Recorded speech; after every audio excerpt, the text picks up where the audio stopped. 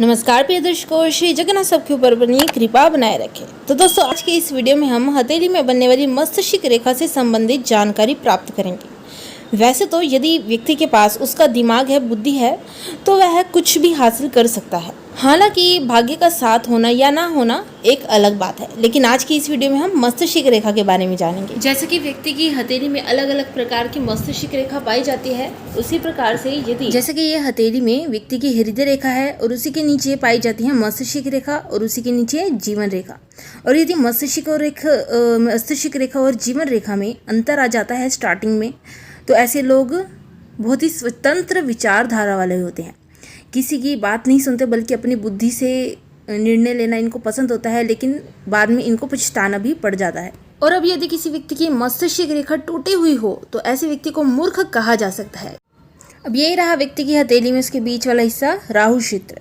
मस्तिष्क रेखा यदि चलते हुए राहु क्षेत्र तक ही आकर रुक जाती है, तो ऐसे व्यक्ति को मंद बुद्धि कहा जा सकता है।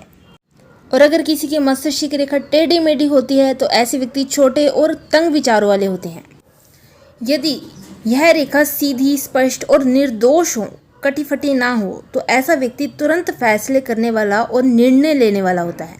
ऐसे व्यक्ति बुद्धिमान होते हैं और बहुत ही क्रियाशील भी होते हैं।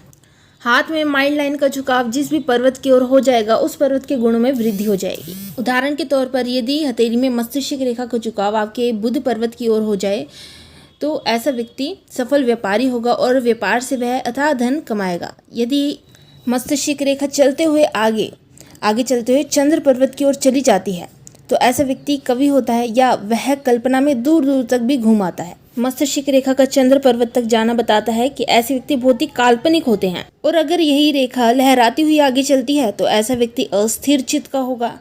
ऐसे व्यक्ति की कहनी और करनी में बहुत ही अंतर होता है। मतलब ये लोग कहते कुछ है और करते कुछ है। ऐसे व्यक्ति पर विश्वास भी नहीं किया जा सकता। ये रहा हथेली में तर्जनी उंगली के नीचे बनने वाला गुरु पर्वत। और ये रही आपकी मस्तिष्क रेखा। यदि मस्तिष्क रेखा से एक सिरा निकलकर गुरु पर्वत के अंत तक पहुंच जाए, तो ऐसा व्यक्ति श्रेष्ठ कलाकार, साहित्यकार होगा। यदि मस्तिष्क रेखा हथेली के बीच में जाकर नीचे की ओर झुक जाती है, तो ऐसा व्यक्ति पैसे का अधिक मोह करता है तथा उसके जीवन में बड़ी इच्छाएं होती है, परंतु कई कारण करके उसकी इच्छाएं पूर्ण नहीं हो पाती। अब अधिकतर लोगों के हाथ में एक समान रेखा देखने को मिलती है, जैसे कि मस्तिष्क रेखा और जीवन रेखा स्टार्टिंग से आरंभ से जुड़ी हुई होती हैं और अर्धवृत्त सा बना देती है। तो अगर अर्धवृत्त आकार का बनाती हुई चंद्र पर्वत पर यह रेखा चली जाती है, तो ऐसा व्यक्ति बहुत कल्पनाशील तो होता है तथा ऐसे व्यक्ति का बौद्धिक विकास भी बहुत होता है।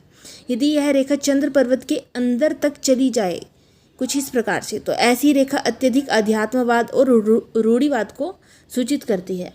यदि मस्तिष्क रेखा सीधी जीवन रेखा से जुड़कर निकले इस प्रकार से और हथेली के पार तक चली जाए, तो ऐसा व्यक्ति स्वार्थी और लालची होगा। और यदि किसी व्यक्ति की मस्तिष्क रेखा छोटी है, अस्पष्ट है, लंबी और कमजोर है, तो ऐसा व्यक्ति कोई निर्णय नहीं ले सकता। वह चंचल और अस्थिर मन का होता है। यदि मस्तिष्क रेखा का हाथ में अभाव है, मतलब कि मस्तिष्क रेखा नहीं है, तो ऐसे व्यक्ति मूर्ख, दिमागी रोगी तथा खर दिमाग का होगा। झगड़े मोल लेने का आदी होगा।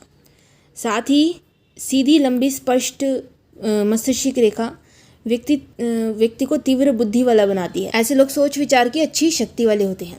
अब यदि मस्तिष्क रेखा जीवन रेखा को स्पर्श करती हुई कुछ इस प्रकार से लंबी होकर और स्पष्ट होकर, जैसे आपका मंगल क्षेत्र है, यहाँ तक आ जाए, तो ऐसा व्यक्ति शासन में निपुण होता है और महत्वाकांक्षी होता है। एक और साइन है जो कि बहुत ही रेयर व्यक्ति की हथेली में पाया जाता है, जैसे कि मस्तिष्क रेखा अंत में जाकर समाप्त हो जाती है, लेकिन 3 शाखाओं में, तो ऐसा व्यक्ति डिप्लोमेट होता है। अगर इसमें एक शाखा चंद्र पर्वत की ओर जाए, दूसरी शाखा बुध पर्वत की ओर जाए, तो ऐसा व्यक्ति दिमागी कल्पना शक्ति बहुत अधिक रखने वाला होता है। व्यापार में भी ऐसे लोगों का दिमाग बहुत तेज़ी से दौड़ता है और सफलता को भी छूते हैं। ऐसे व्यक्ति में व्यापारिक क्षमता अधिक होती है। यदि मस्तिष्क रेखा के अंत में एक बड़ा जोड़ और एक बड़ी शाखा निकलकर चंद्र क्षेत्र तक चली जाती है, तो ऐसा व्यक्ति योग्यता से धन कमाता है और ऐसा व्यक्ति अपने प्रयास में सफल रहता है। अगर किसी के हाथ में उसकी माइंड लाइन और हार्ट लाइन दोनों ही टूटी हुई होती हैं, तो ऐसे व्यक्तियों को गृहस्थ सुख नहीं मिल पाता। अगर माइंड लाइन पर क्रॉस का निशान बन जाता है किसी की हथेली में, तो व्यक्ति की दुर्घटना में हानि होती है। और मस्तिष्क रेखा हृदय रेखा के बीच ही क्रॉस का निशान हो, तो ऐसा व्यक्ति आत्मज्ञानी होता है। लेकिन इसको भी अच्छे से देखने की ज़रूरत होती है। क्योंकि जैसे हर्ट लाइन और ये माइल्ड लाइन तो है, लेकिन इसके पूरे बीचों बीच क्रॉस का निशान होना चाहिए, तभी ये आपको शुभ फल प्रदान करवाएगा। तो ये तो थी मत्स्यशिख रेखा से संबंधित कुछ विशेष जानकारी। इसी के साथ फिर मिलेंगे एक और नए वीडियो के साथ। तब तक के लिए जय श्री जगन्नाथ।